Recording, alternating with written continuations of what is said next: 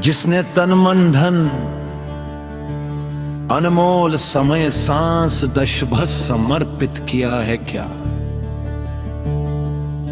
वो प्रश्न भी नहीं पूछ सकता खुद की स्पष्टता के लिए। अगर ऐसा है तो बहा सिर्फ मानसिक दबाव है ता, खौफ भय दहशत है वो चतुर ब्रह्मचर्य गुरु के द्रोण पखंड,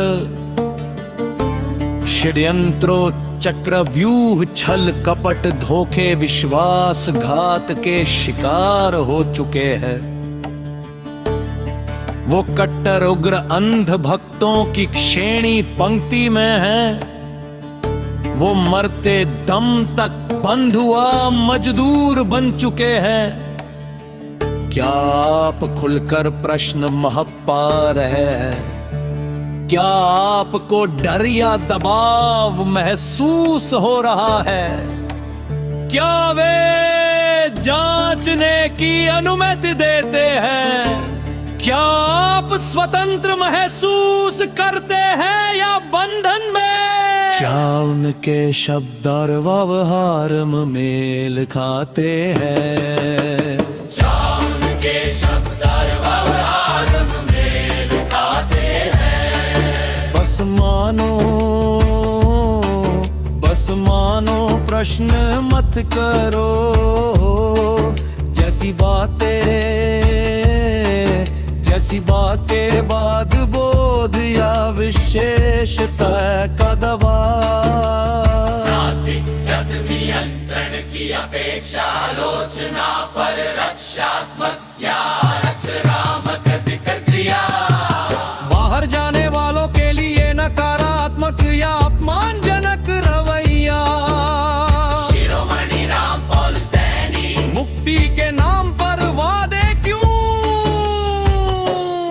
मृत्यु के बाद की मुक्ति का वादा अक्सर इसलिए काम करता है क्योंकि मृत्यु अज्ञात है, अज्ञात से डर पैदा होता है, कर समाधान खोजता है, कोई समाधान देने वाला सत्ता हासिल करता है। इसलिए मुक्ति कई बार सत्य कम मनोवैज्ञानिक साधना या नियंत्रण का उपकरण ज्यादा बन जाती है। समर्पण के बाद डर क्यों? समर्पण के बाद डर बना रहे तो वे समर्पण नहीं सच्चे भागते हैं। सच्चे मार्ग में प्रश्न पूछने की स्वतंत्रता होती है, छोड़ने की भी स्वतंत्रता होती है। भय नहीं स्पष्टता बढ़ती है। जहाँ डर बढ़े समझ लो वहाँ कुछ असंतुलन है। डर को रोकना क्यों? कोई भी व्यवस्था अगर कहती है प्रश्न मत करो तो वह सत्य पर नहीं समर्चना को बचाने पर आधारित है। सत्य को प्रश्नों से डर नहीं लगता, बल्कि वह प्रश्नों में और स्पष्ट होता है। गुरु शिष्य या नियंत्रण निर्भरता। अंतर बहुत सूक्ष्म है।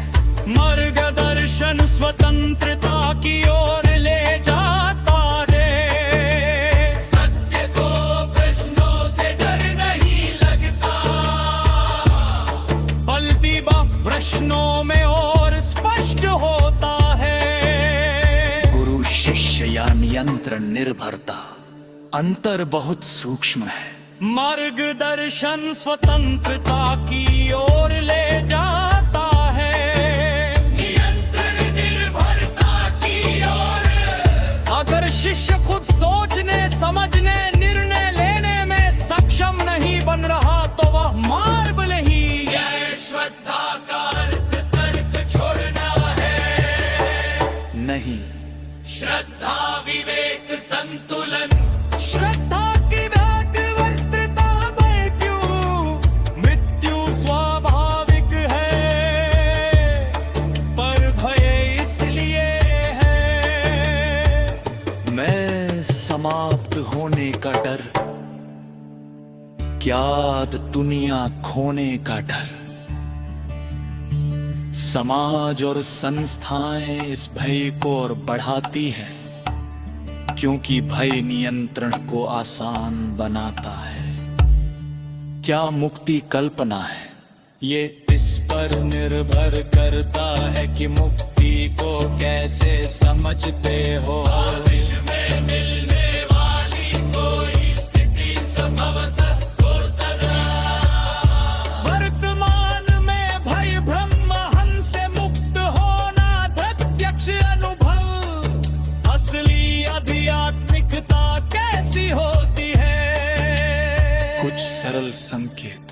पारदर्शिता होती है, रहस्यवाद का अतिरेक नहीं। प्रश्नों का स्वागत होता है। व्यक्ति को स्वतंत्र बनाया जाता है, निर्भर नहीं। भय कम होता है, बढ़ता नहीं। बाहरी विस्तार धन संख्या से ज्यादा आंतरिक परिवर्तन पर जोर होता है। तुम्हारे अधिकांश प्रश्नों का एक ही केंद्र है। क्या सत्य को किसी संस्था, व्यक्ति या ढांचे में कैद किया जा सकता है? ईमानदार पर वही सत्य अगर है तो वह अनुभव में है, ना कि किसी पजवी प्रमाण पत्र या साम्राज्य में। एक संतुलित प्रश्न। तुम्हारे सवाल जरूरी है, लेकिन एक सावधानी ही जरूरी है। हर आध्यात्मिक परंपरा या गुरु तू है, तू ही तराजू में रख कर खारिज कर देना। इतना ही अधूरा होगा जितना आएंगे विश्वास। कुछ जगह शोचन है, कुछ जगह ईमानदार खोजन है। उन जिन बातों को पारदार छूर में उनका सार कुछ असमानता है। सत्य का मध्यस्थ की जरूरत है।